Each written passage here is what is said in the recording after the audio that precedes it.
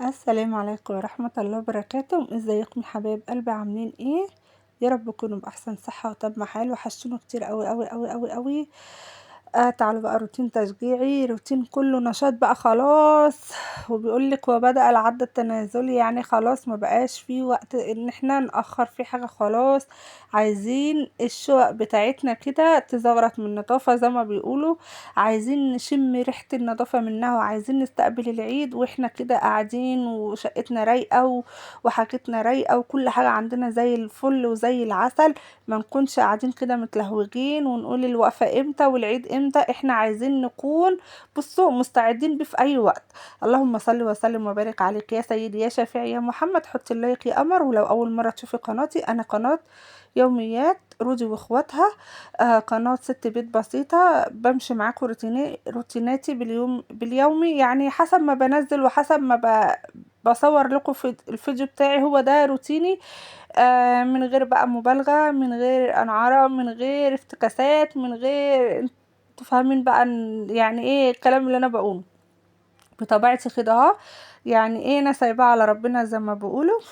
اتمنى يا رب لو قناتي عجبتك تحطي لي لايك وتشتركي في القناه وتنضمي لعيلتي الجميله دي. ربنا يا رب يديمكم نعمه في حياتي ويكبر بخاطركم ويسترها معاكم وينجح لكم اولادكم ويخلي لكم ازواجكم ويبارك لكم في حياتكم يا رب، يوسع عليكم، يبعد عنكم اي حاجه تاذيكم، اي حاجه تؤلمكم، ويكفيكم شر في وجع الاقدار يا رب، ويكفيكم شر المستخبي، ويجعل ايامكم كلها هنا وسعد وسرور وكل حاجه جميلة يا رب يدخلها على قلوبكم. تعالوا بقى نبدأ بالتلاجة. التلاجة دي برضك من أساسيات التنظيفات. بصوا أنا يعني قلت لكم خدوا لفة كده، كل حاجة في قلب البيت يعني أي حاجة ليها فيشة تتغسل. مش تتغسل بقى بالخرطوم والكلام دي، لأ. يعني امسكيها مثلا الميكرويف، تمسكيه تلمعيه تلمعة حلوة كده، او تشوفوا انتوا بتعملوه ازاي، لان بصراحة ما عنديش ونفسي اجيبه. فربنا يكرمني يا رب واجيبه ويكرمكم يا رب وتحققوا كل اللي نفسكم فيه. مثلا عندكم اللي هو المبرد المياه، برضك اديله شطفة حلوة. تلاجة، فريزر، ديب فريزر، بوتاجاز. بصوا انا عايزاكم الحاجات دي اللي بتظهر الشقة، اللي بتبين ان الشقة بتاعتك نضيفة ولا لأ. الأجهزة الكهربائية دي يا بس خدي بالك قبل ما تبدأي فيها تشيلي الفيشة. ربنا يا رب يحفظكم من كل سوء من كل شر. انا بقى قلت اما امسك التلاجة كده شكلها لا يسر عدو ولا حبيب زي ما بيقولوا. وفاضية يا بنات، لان خلاص انا قلت ايه، يعني انا عندي الحمد لله الحاجات اللي انا جبتها. فولسه هجيب حاجات تاني، يعني ايه قدامنا كده قبل الوفا بيوم اللي احنا بنشتري حاجات بقى فاكهة وخضار والحاجات اللي احنا هنحتاجها، عشان طبعا الناس بتبقى واخدة اجازة وبيعيدوا زينا يعني. اللهم صل على سيدنا محمد. الاول انا لقيت فيها تلج كتير قوي قوي متراكم في قلب الفريزر. طبعا النوع ده كريازي، يعني بصراحه مش كويس خالص. يعني رخم في كده ان هو كل شويه يعمل لي تلج كل شويه عن شرب وتشيبه والحاجات الحلوه دي. فان شاء الله ان شاء الله لو عرفت ادخلها في تلاجة تانية ربنا يسهل بس وادخلها، لانها بصراحه قرفاني والله العظيم قوي قوي. وكل ما احط فيها حاجه الاقيها باظت. فعشان كده بفرز في قلب الفريزر، يعني ايه ما بخليش حاجه في التلاجة خالص. ما برضاش اجيب قوطه برضك بكميه كبيره واسيبها في قلب التلاجة لانها بتضرب مني. طبعا هنا قبل ما اعمل اي حاجه قلت اما نعمل الفطار بتاعنا الاول. وهو ايه بقى يا بناتي امارات، طلعت فرخه كده ساسو جميله تستاهل بقكم زي العسل كده. وقلنا نسويها بقى، ما احنا ايه خلاص يعني الواحد صايم بقى والاولاد صايم، لا الاولاد لا يا رب مش صايمين، انا صايمه وجوزي صايم، كلنا صايمين. انا هو بس صايمين، يعني ايه ولادنا بنخليهم يصوموا يوم الوقفه بس عشان الامتحانات، ومعايا اطفال صغيره ما بيستحملوش يعني، بس ربنا يقوينا ونخليهم بس يصوموا ايه يوم وقفة عرفات. هنا بقى مسكت التلاجة شلت الفيشة عشان خاطر اسيح التلج اللي فوق. جوزي قال لي اغسليها انت من تحت وسيبي لي انا الفريزر، لان طبعا بخاف. جيت مرة عملته يعني بالسكينة كده، حاولت اشيل التلج فرحت خارمة الفريزر. فبصراحة يعني كلفنا مبلغ وقدره. فهو قال لي مالكيش دعوه بالفريزر، افصلي لي بس التلاجة واغسليها لي من تحت ومالكيش دعوه بالفريزر. قلت له خلاص ماشي. وهو كذلك. غسلتها طبعا، جبت بريل وحته سلكه. بصوا اللي جوه دوت صفار هو كده يعني ما بيطلعش خالص. بس هي يعني الحمد لله هي شغاله شغاله احسن من ما فيش، واحسن ما اقول يا جارتي خدي عينيلي ده عندك وخدي سقعيلي وعايزين ما ساقعه. لا الحمد لله. او بيقول لك ايه، دي تغنيك عن مش عارفه كان مثل بيقولوا خلاص انك ما تتحوجش لحد. تغسلها بايه يا مرودي، بشويه بريل وحته سلكه، وبمسك حته حته كده لمع فيها. بالنسبه للجوانب اللي هي رفيعه ديت ببرم السلكه قوي، وبقعد بقى ايه يعني اطلع الحاجات اللي هي منها دي بخرجها منها. وبعد كده بروح رشه فيها ميه واشطفها واجيب حته قماشه كده او اي فوطه عندك وتمسحي بيها يا ست الكل وهتبقى ريحتها زي العسل. طبعا انا استنيت بقى ايه، لقيت بنتي جت قلت لها بقول لك ايه، كملي انتي الباب بس الضرفه اللي بتحطي فيها البيض ده اهو. هو ما كانش فاضل بس الا ايه الجنب اللي هو بيتحط فيه البيض والدواء اللي هو الباب، الباب اللي هو فيه اليد ده. قلت لها اغسليه غسله، انا كنت غسله كمان والله، قلت لها بس اشطفيه شطفه حلوه كده وامسحيه وخلاص بقى ايه. نستنى اما بابا يجي بقى وايه وشغلها لنا وكده. طبعا قلت بقى اما اعمل لهم شويه كوسه وشويه رز وجبت الفرخه اساسا سلقتها والحمد لله. طبعا احنا ناكلها مسلوقه كده جميله جدا، بتبقى والله العظيم مسكره، بتبقى زي الفراخ البلدي. البيض فكان في قلب التلاجة بقى، كان يعني ايه مش نضيف، واحنا غسلنا الادراج وغسلنا الشبك بتاع التلاجة. فقلت بقى اما اغسل البيض عشان خاطر لو في اي حاجة مطرح يعني العلبة اللي كان محطوط فيها او مطرح الدرج، لان الدرج برضك ما كانش نضيف. قلت اما اغسله وايه وارجع احطه تاني في قلب اللهم صل على سيدنا محمد، احطه بقى في قلب الدرج تاني، بس مش هحطه مباشرة، لا اجيب علبة واحطه فيها. طبعا ده البيض البلدي. انا لما بطلع فوق بلاقيها يعني ايه راقده على بيض وسايبه بيض، فانا باخد البيض اللي هي ايه مش راقده عليه، يعني ما تخافيش ما تقلقيش ما فيهوش اي حاجه، لان هي المفروض تقعد حوالي 40 يوم او 35 يوم حسب ما بترقد، لكن دوت بطلع على ايه صابح، فهي بترقد على القديم بالصبح، او ممكن تكون في فرخه تانية بتبيض، فانا باخد يعني ايه باخد البيض التاني. فاهمني؟ يعني مش اللي هي راقده عليه، لا باخد البيض الجديد اللي ايه سواء هي بيضاء او فرخة تانية، لان انا في فرختين ما شاء الله هما اللي بيبيضوا. باخدهم وايه بحطهم في التلاجة. طبعا ما شاء الله البيض برضك البيض البلدي ده على رغم ان هو مفيد جدا، بس خدي بالك لان وقت ما بتسلقيه بيبقى رخم او في تقشيره. اي نعم كل فايدة وكله غذا، بس وانتي بتسلقيه بحطي فيه شوية ملح. وبعد ما تسلقيه طبعا طفيتي على اهو تغيري المية اللي فيه تحطيه في مية ساقعة، يعني اقعدي غيري المية اللي كانت مطرح السوى السليق وغيرها كده على الحنفية لغاية اما تلاقي المية خلاص تقعد والبيضة ساقعة معاكي كده هيتقشر معاكي ايه بسهولة. انا بعمل كده وساعات بنقليه والله، بس المهم اللي انت ما بتشتريش حاجة من بره، يغنيكي انك تروحي تجيبي بيض من بره. ما تعلميش بقى الجو حر بيحطوه بره التلاجة ممشش او مش حلو زي ده ها ما فيهوش فايدة. اي نعم يعني اهو بيض بس برضك لا يعلى على الحاجة البلدي اذا كان فراخ اذا كان بيض. فانا برجح البيض البلدي جميل جدا. طبعا اديته شطفه حلوه قوي قوي، خليت بص الميه بتاعته بيضه عشان برضك لو هنيجي نسلق ولا حاجه ما يعكرش الميه او تيجي تقليه او اي حاجه، تطلعي البيضه كده تلاقي زي القشطه وزي العسل. اللهم صل على سيدنا محمد. عملنا اكلنا يا ست الكل، غسلنا التلاجة. انا عايزاكي بصي يعني ما ترهنيش نفسك بشغلانه واحده، يعني مثلا البوتاجاز شغال اعملي حاجه تانية، اغسلي التلاجة، رتبي مطبخ، هاتي تحت السراير وعينك برضك على الاكل، يعني ايه خدي بالك عيني على الاكل وعين تانية تعملي بقى يعني ايه ربنا. الحمد لله مخصص لنا ان احنا عندنا عقل وراس، يعني تبقي مركزة في كل حاجة، مش تسيبي الحاجة وتهمليها وتقول اما اروح اعمل حاجة تانية وتنسي الحاجة الايه الاولانية، واذا كانت بقى على البوتاجاز اذا كانت حاجة تانية مهمة. لا خدي بالك خدي بالك، خليكي شاطرة كده وواعية وست بيت نشيطة، وقومي اعملي اللي وراكي وقومي خلصي عشان ان شاء الله على العيد كده بقى ايه يوم الوقفة تبقي قاعدة يا دوبك بس تعملي الايه الفطار لو كنتوا هتفطروا ان شاء الله. آه انا من رأيي ما تعمليش اي حاجة الا الاكل بس عشان بيقولوا حرام، بس انا مش عارفة والله، لان انا لو فرشت السراير كمان معايا اطفالي وانتوا عارفين الاطفال بتبهدل، فانا لو كده انا هفرش بردك الارضية والستاير، واما السراير دي هخليها اخر حاجة. انا والله العظيم ساعات اول يوم الصبح بعد ما الاولاد بيروحوا يصلوا كده بروح فرشه السراير، لان بقى بيكونوا ناموا وقاموا خلاص بقى حسيت ان السراير مش هيبهدلوها تاني، فانا ممكن اعمل العمله دي برضو. بس انتي طبعا لو بيجيلك حد الصبح بدري لا ظبطي شقتك من بالليل وعطريها وروقيها، وحتى الحاجات اللي انت هتقدميها تكون جاهزه، ولو انت هتعملي اكل ولا حاجه تكوني عاملاه من بالليل.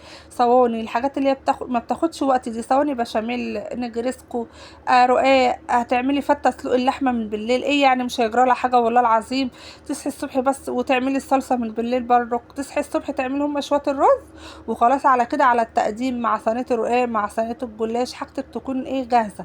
مش طبعا يعني ضيف يجيلك او اي حد يجيلك تقولوا طب استنى اما اخش اعمل الاكل، طب استنى اما ادفع على البوتاجاز، تفضلي داخله خارجه كده، لا كده قله قيمه وقله تقدير. المفروض جه خلاص بقى تقعدي يا دوبك تجيبي وتكون الحاجات جنبك، يعني التقديمات موجوده كده عشان اول ما يجوا تقدمي على طول. بالنسبه للاكل برضك تكوني مجهزاه على الفرن على السوا عشان ما تفضليش رايحه جايه وتستفيدي بالعيد كده وتبقي قاعده رايقه كده مراكش حاجه. ما احنا برضك مش هيبقى عيد وايام كلها روتينات واكل وكده. فربنا يا رب يكتر ايامكم ويفرحكم دايما ويدخل على قلبكم البهجة والسرور يا رب والسعادة، وينجح جميع الطلبة، لان والله العظيم الواحد حاطط ايده على قلبه. ربنا يا رب ينجح جميع الطلبة.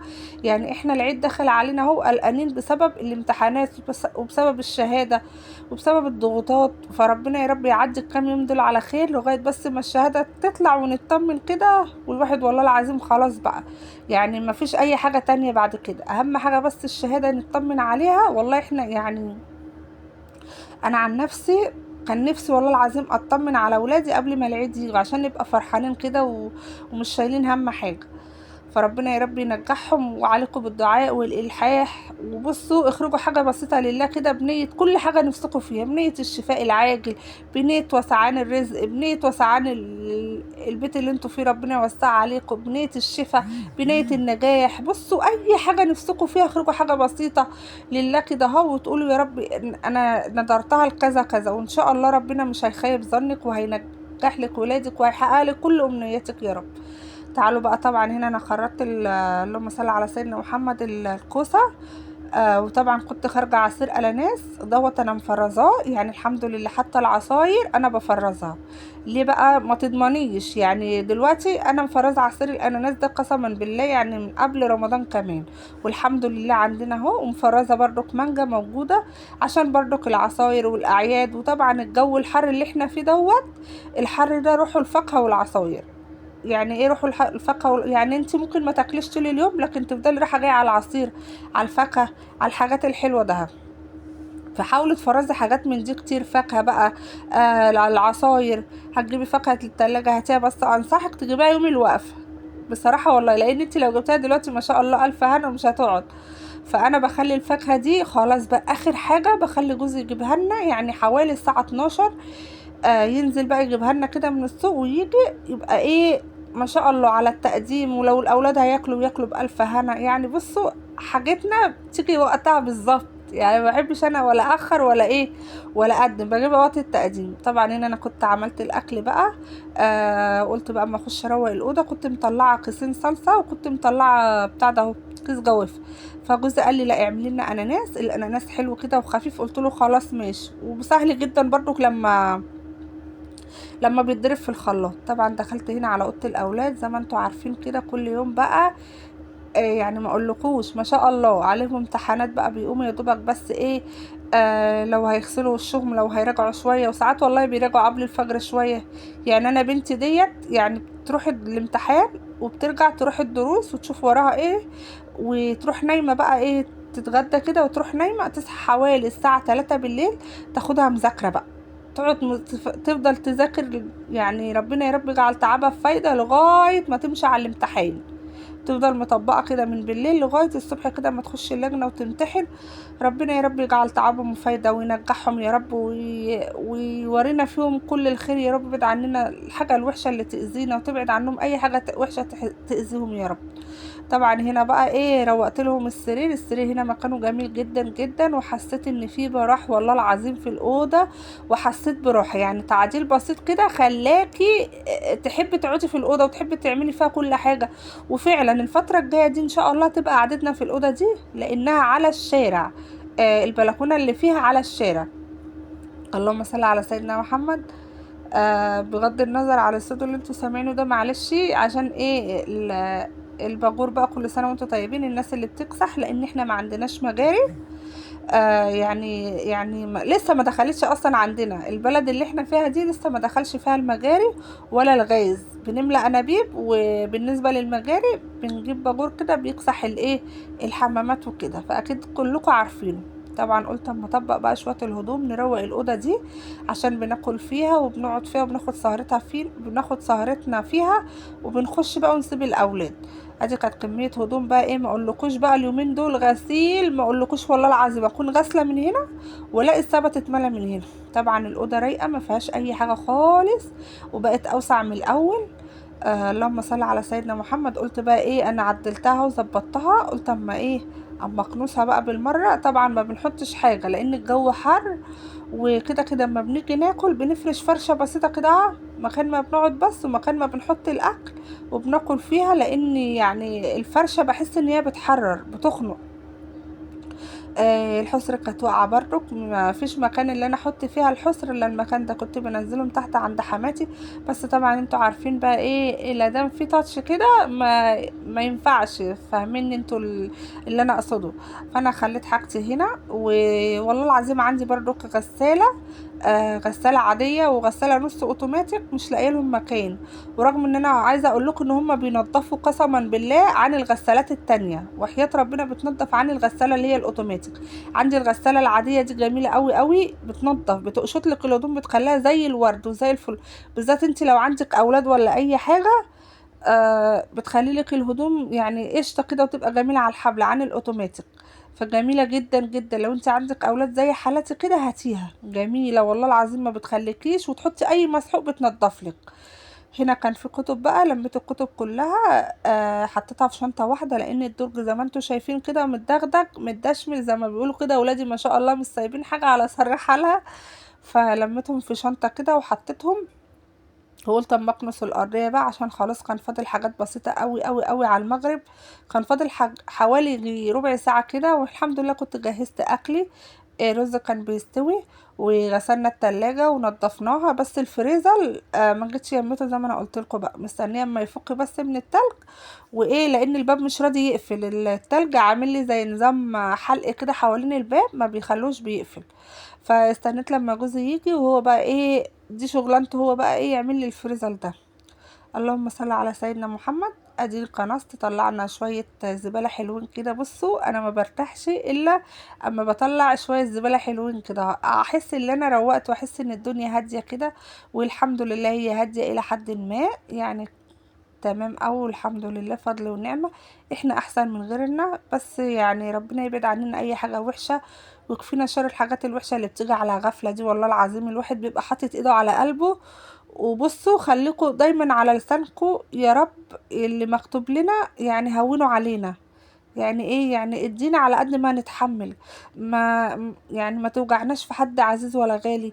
يعني احنا نستحمل كل حاجة بس الا الضنا، فربنا يا رب يخليهم لنا، لان دول اغلى حاجة في حياتنا، وهم نور عينينا، وهم تعبنا، وهم يعني كل حاجة حلوة في حياتنا طبعا. اللهم صل على سيدنا محمد. هلم بقى المقطع بيعيد نفسه يا بنات معلش حقكم عليا. هشيل ده كله بقى. الفلفل احطه كله في كيس واحد اهو، زي ما انتم شايفين عندي فلفل برضو كمية حلوة ما شاء الله. ومش هجيب تاني، مش هجيب بقى الا ايه اذا كان في فلفل حراق هجيب. طبعا الليمون هجيب برضو ليمون، لان الليمون هنا يعني مش هيقضيني. زي ما انتم شايفين كده بحط بقى البيض اهو، قلت اما اخده بقى احطه جوه عبال ما اغسل الادراج، واغسل التلاجة غسلة حلوة كده، وبعد كده نرجع كل حاجتنا زي ما كانت. اللهم صل على سيدنا محمد. ابدأي يلا الحقي اعملي حاجتك، ما فيش وقت، عشان ما تضمنيش بكرة في ايه. فعشان ما تقوليش يا ريتني كنت بدأت من الاول، ما تضيعيش وقتك على الفيسبوك وعلى النت وعلى الحاجات اللي هي والله العظيم بتدمر اليوم دي، بتخلي اليوم ما فيهوش بركة، بتعفرت اليوم زي ما هم يعني زي ما بيقولوا كده. انتي ابدأي بدري كده، اصحي بدري، والله انتي لو صحيتي يا ستي 8 بلاش 7 ولا 6 هتنجزي، بصي بدل الشغلانة هتعملي 3 و4، هيبقى فاضلك حاجات بسيطة اللي هي اللمسات الأخيرة دي. طبعا هنا انا حطيت البريل اهو معاكم بالسلكة، وبقعد بقى ايه زي ما انتوا شايفين كده امشي عليها على طول كده اهو، مرة واتنين وتلاتة لغاية اما الاقي التلاجة كده زي الشفافة جميلة وحلوة كده معانا وفي ناس بتحط خل، يعني حسب ما انت بقى. انا بصراحة ما جربتش الخل، انا بحط البريل اللي هو بالتفاح بالليمون، بيدي ريحة حلوة برضو جميلة قوي قوي للتلاجة، اكنك معقمة تعقيمة حلوة بتخلي ريحتها جميلة كده. يعني زي ما انتوا شايفين كده. طبعا التلاجة ديت اللي انا داخله بيها، يعني الحمد لله كتر خير الدنيا. اي نعم هي اتعدمت وكل حاجه، بس اهو ربنا يكرمنا يا رب ونغير كل حاجه ونجدد كل حاجه. وطول ما معاكي ربنا وطول ما معاكي الصحه والستر هتعملي كل حاجه حلوه. ربنا يا رب يديكوا وتعملوا كل اللي نفسكوا فيه يا رب، اللهم امين. بصوا بقى هنا الحتت الرخمه ديت، يعني هي دي اللي بتخليني يعني اكره غسيلها. معرفش اطلع الحاجات دي ازاي، ببرم السلكة بس برضو في حاجات ما بتطلعش.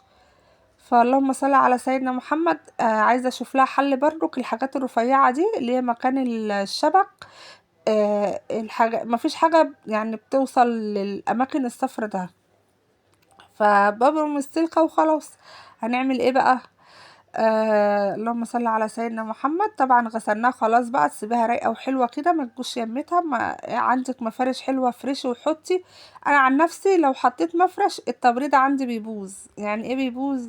يعني باجي احط المفارش من هنا احس ان التبريد درجه حرارته بتقل. فهو حتى الراجل اللي جه صلحنا قال لي ما تحطيش مفارش عشان خاطر التبريد وعشان خاطر الحاجه تسقع. ما انت ما بتحطي فرشه ولا اي حاجه، التلاجة كده كده اصلا يعني موديل قديم وضعيفة، مش زي التلاجات اللي هي ما شاء الله اللي هي اللي بتجمد بسرعة وتتلج بسرعة. لا دي حاجة كده زمان، يعني زي ما انتوا عارفين موديل قديم. وغير كده يعني اتهلكت وغير ما انا رشاها وعامله لها عشان برضو البارومة كانت واكلاها. اللهم صل على سيدنا محمد. هنا بقى ايه، بغسل البتاع ده اسمه من الشبكات. عايزه اقول لكم ان هم صدوا وحياة ربنا زي ما بقول لكم كده، عملوا صفار.